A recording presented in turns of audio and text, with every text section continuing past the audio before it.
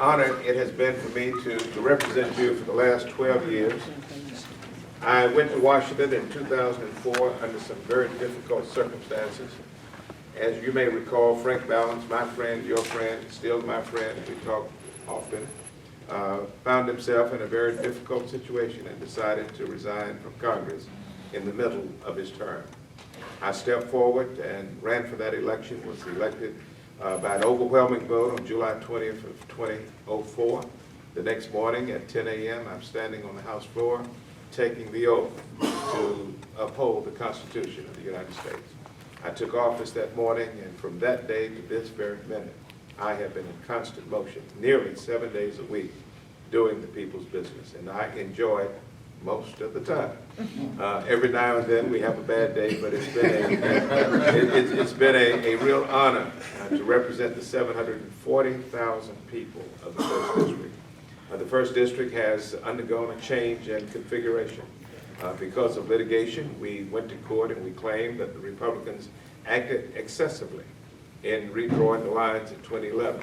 We contended successfully that the Republicans unnecessarily packed African-American voters into District 1 and District 12, where I was last night down in Charlotte, and which gave an advantage to Republicans in the surrounding districts because it deprived those districts of African-American voters who generally vote Democratic. And so as a result of that, we won the case, and now the district has been made smaller, not in people, but in real estate. So instead of 24 counties, now I will have 14 counties, still 740,000 people. The counties that I have lost are Pasquotank, Clemens, Chowan, Beaufort County, Wayne County, Craven County, and Lenore County, and Franklin County, and Nash County. I've lost 10 counties as a result of the redistricting. So now I represent 14 counties. And so I'm going to continue to do this work. I'm going to continue to get in my car, get on an airplane each Monday, go to Washington and to fight for the issues that you care about the most. But during this 12-year period, I've been able to develop relationships and to become what is called a part of the Democratic leadership in the House of Representatives. It means that I am part of Nancy Pelosi's cabinet, if you will. I'm called Chief Deputy Whip of the House Democratic Caucus, and that's a pretty big deal. I'm not in the room when every decision is made, but I'm in the room when most decisions are made as we prepare to confront the Republicans. But in addition to being Chief Deputy Whip, I am now the chairman of the Congressional Black Caucus. Let me tell you very quickly, the Congressional Black Caucus is 23% of the House Democratic Caucus. We're nearly 1 out of 4 Democrats in the House of Representatives. And so we're not just a club, even though we're all good friends. We are a political force in the Democratic Caucus. And I am the chairman of the Democratic Caucus, of the Congressional Black Caucus.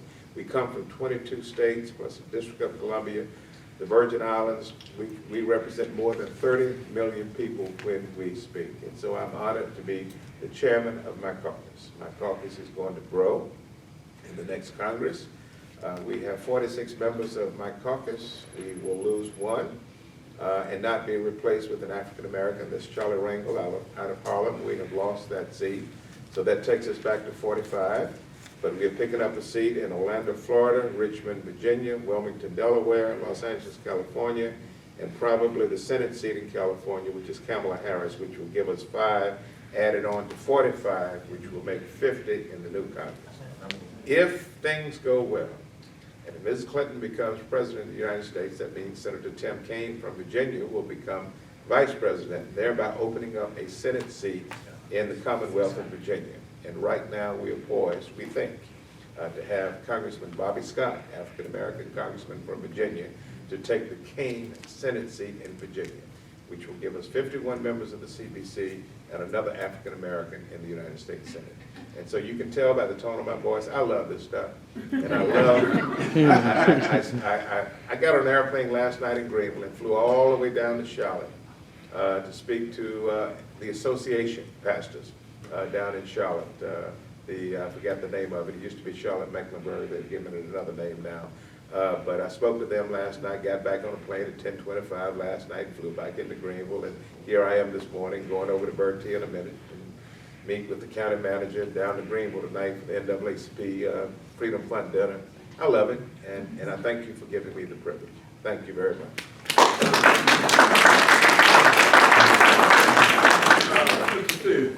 What's your name? I would just like to publicly thank you for what you've done. This lady was 105 years old,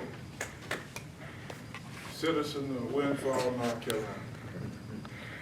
Congressman Butterfield found it favorable to make a video that was played at her funeral.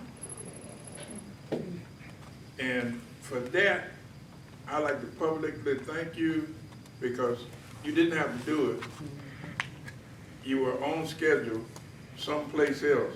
You couldn't get back to attend the funeral, but you found it thoughtful enough to cut that video, and that made all the difference with that family.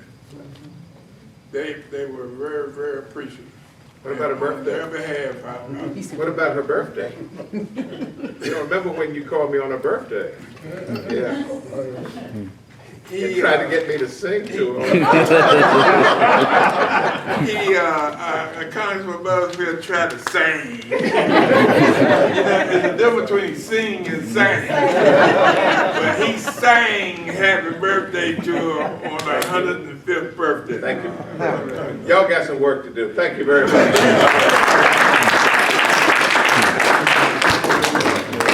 There's no disrespect to anybody on the line.